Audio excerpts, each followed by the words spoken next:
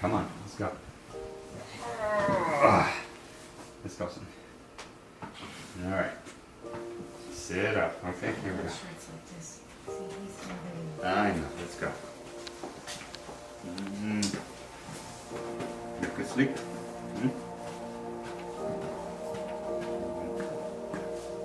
Roll it down a little bit more. Here we go.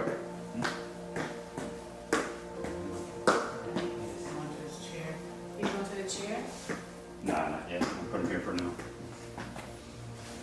Oh. Here we go. Come on. Here we go. All right.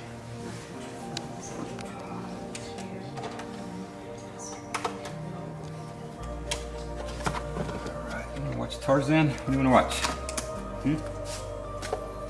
Which one of these you want to watch? This one? Okay. All right. Tarzan later, then we'll do this one right now.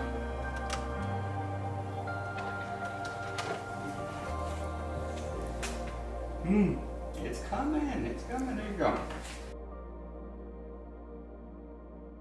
He's been a fighter from the beginning. I mean, he started off, with a lot of strikes against him, but he's just been a fighter all his life, and he keeps going.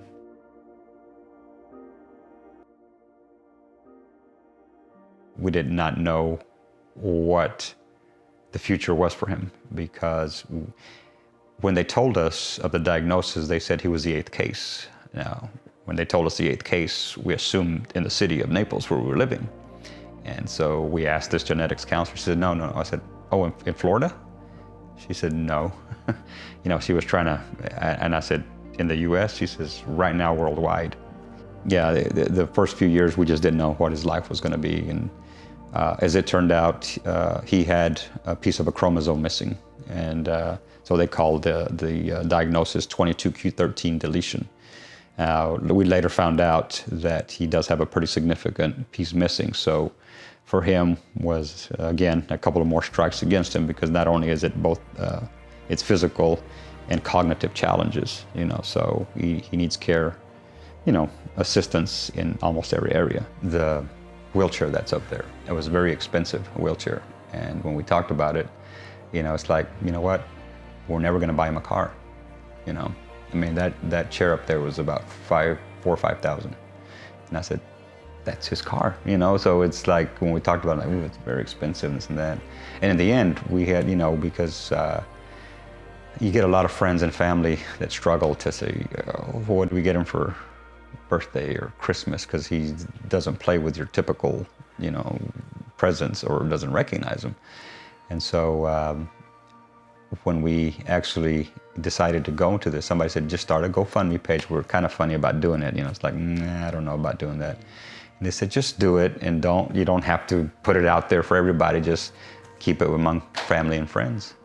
And we pretty much, everybody donated, because they wanted to be part of, something that was going to be enjoyable for him. And so that turned out to be really, really cool, that we raised almost $7,000. We were just like, wow.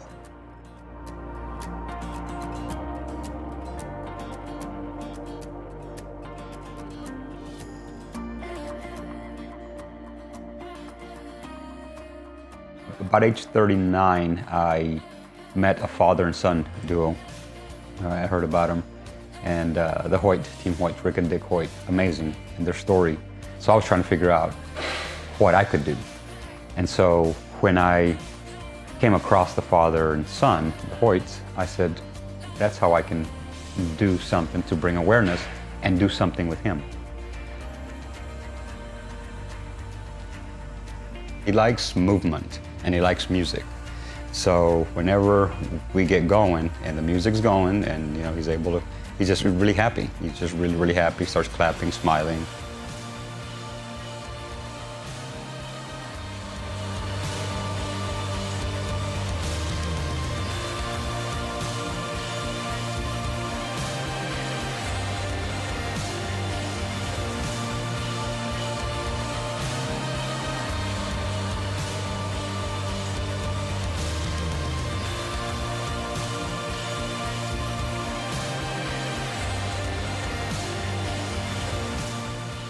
So I was, I was determined in order to get back in shape to sort of get some recognition, because I wasn't wanting the recognition for me.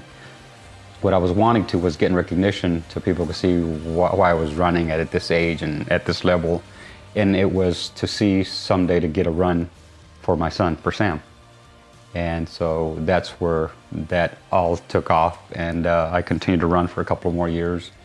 And then that's where Sammy's run came about. But I tried hard, trained hard to do my best to be out front, because you know, most of the time they don't really interview second, third, fourth. I mean, that's just reality. You know, when you win the race, you get the recognition. So I started winning all these races, and people were asking, you know, I remember somebody asked me, okay, we haven't seen you around from here. Where are you from? Where'd you come from? And I just chuckled. I said, no, I've been here about 8 or 10 years. I just got off the couch.